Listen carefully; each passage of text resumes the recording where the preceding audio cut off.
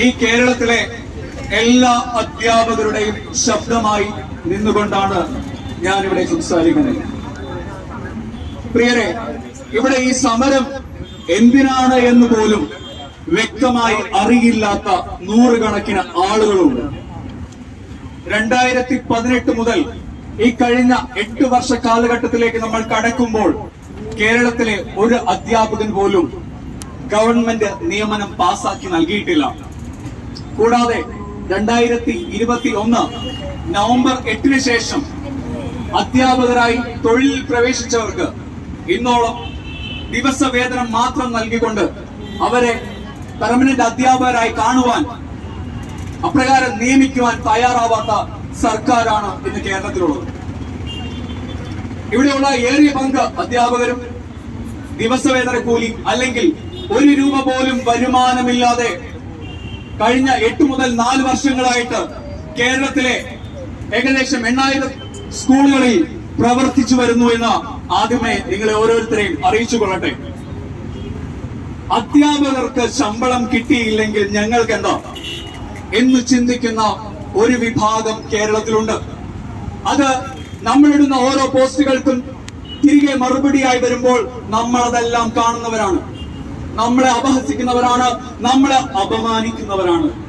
പ്രിയരെ, പൊതുസമൂഹമേ, മാതാപിതാക്കന്മാരെ, നിങ്ങൾ ശ്രദ്ധിക്കുക. നിങ്ങളുടെ മക്കൾ കേരളത്തിലെ വിദ്യാലയങ്ങളിൽ പഠിക്കുന്നവരാണ്.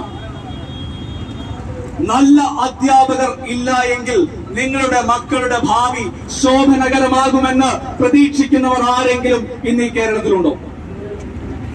ലോക നിലവാരത്തിലേക്ക് കേരളത്തിന്റെ വിദ്യാഭ്യാസത്തെ വളർത്തിയത് കേരളത്തിലെ അധ്യാപക സമൂഹമാണ് എന്നതിൽ ഞങ്ങൾക്കും ഈ നാട്ടിലെ ആർക്കും തർക്കമില്ല.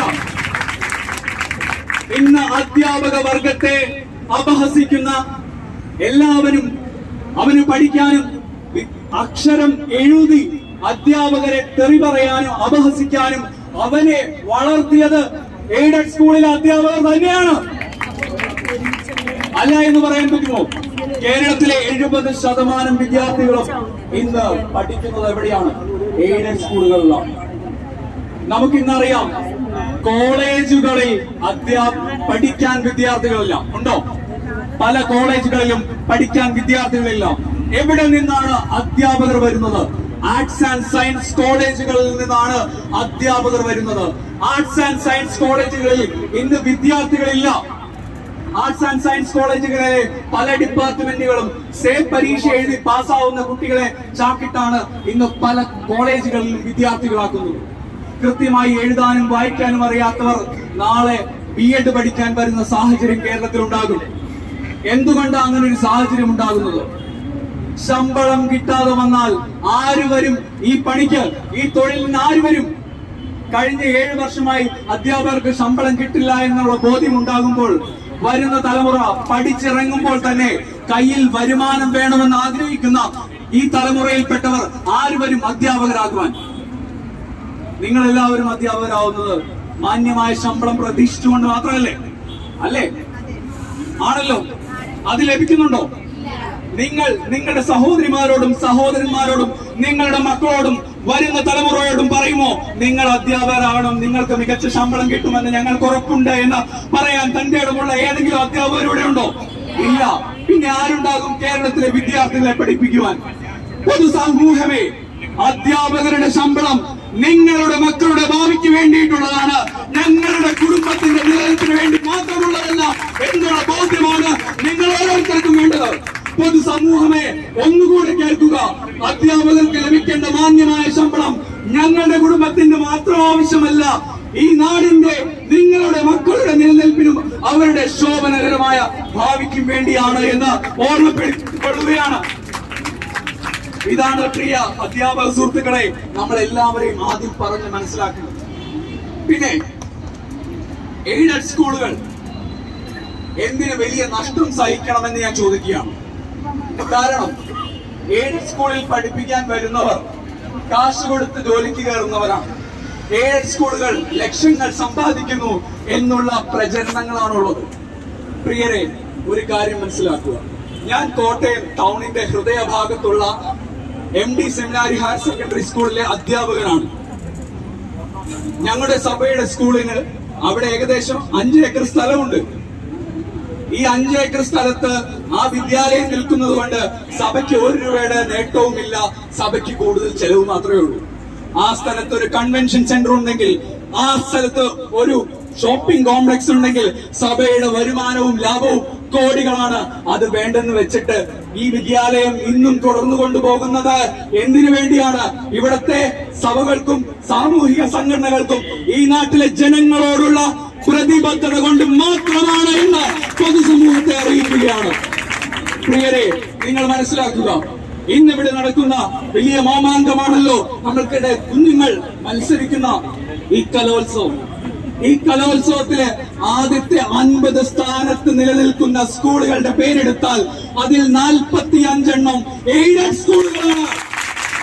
PSC വഴി നിയമനം വാങ്ങുന്ന അധ്യാപകന്മാർ കേവന്മാരാണ് എങ്കിൽ ആദ്യത്തെ 10 സ്ഥാനങ്ങളിൽ നിൽക്കുന്ന സ്കൂളുകളിൽ ഒരെണ്ണമെങ്കിലും സർക്കാർ സ്കൂളുണ്ടോ എന്ന് വെല്ലുവിളിക്കുകയാണ്. ഇവിടുത്തെ എയ്ഡഡ് സ്കൂളിലെ വിദ്യാർത്ഥികളാണ് വൻ നേട്ടങ്ങൾ കൈവരിക്കുന്നതെന്ന് നമുക്കറിയാം. TV ചർച്ചകളിൽ, ചാനൽ ചർച്ചകളിൽ, പത്രമാധ്യമങ്ങളിൽ കൂടെ എയ്ഡഡ് സഭകളെയും എയ്ഡഡ് മാനേജ്മെന്റുകളെയും അധ്യാപകരെയും അപഹസിക്കുന്ന മാധ്യമപ്രവർത്തകരുണ്ട്. ഈ മാധ്യമപ്രവർത്തകരിൽ ഭൂരിഭാഗം പേരും മാധ്യമ സർട്ടിഫിക്കറ്റ് പോലും വാങ്ങിയത് എയ്ഡഡ് സ്ഥാപനങ്ങളിൽ നിന്നാണ്, ഗവൺമെന്റ് സ്ഥാപനങ്ങളിൽ നിന്നല്ല എന്നുകൂടി ഓർമ്മിപ്പിക്കുകയാണ്. പ്രിയരെ, എയ്ഡഡ് പ്രസ്ഥാനങ്ങൾ ഈ കേരളത്തിന് നൽകിയ സംഭാവന എന്താണെന്ന് മനസ്സിലാക്കുക. സർക്കാർ തരുന്ന ശമ്പളം എന്തോ വലിയ സാധനമാണ്. അതുകൊണ്ട് PSC വഴി നിയമനം നടത്തണമെന്ന് വാദിക്കുന്ന കുറെ പേരുണ്ട്. പ്രിയരെ, ഇന്നും കേരളത്തിലെ 70% വിദ്യാർത്ഥികൾ പഠിക്കുന്നത് എയ്ഡഡ് സ്കൂളുകളിലാണ്. എല്ലാ വർഷവും അതിന്റെ കണക്ക് വരുന്നുണ്ട്. ഈ എയ്ഡഡ് സ്കൂളുകളൊന്നും ഇല്ലായിരുന്നു എന്ന് ചിന്തിക്കുക. ഇപ്പോഴും സർക്കാരിന് 30% സ്കൂൾ മാത്രമേ സ്വന്തമായി തുടങ്ങാൻ പറ്റിയിട്ടുള്ളൂ.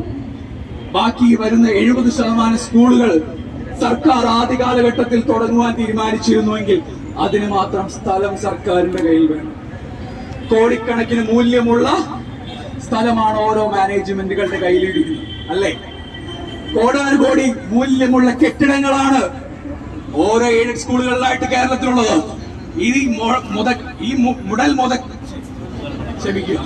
ഈ മുതൽ മുടക്ക് നടത്തുവാൻ കപ്പാസിറ്റി ഉണ്ടായിരുന്ന സർക്കാരായിരുന്നോ സ്വാതന്ത്ര്യം കിട്ടിയപ്പോൾ ഉണ്ടായത്?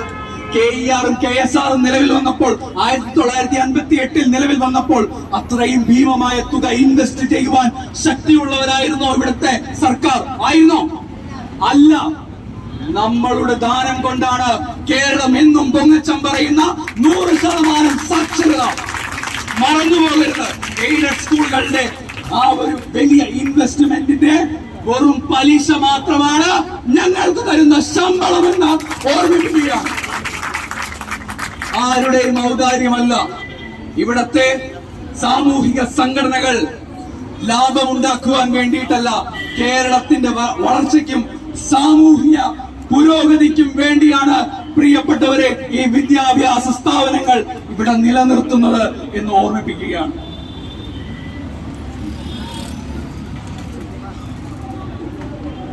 പിന്നെ നമ്മൾ അധ്യാപകർക്ക് ശമ്പളം നൽകുമ്പോൾ നഷ്ടമുണ്ട് എന്നുള്ള ചിന്ത സർക്കാർ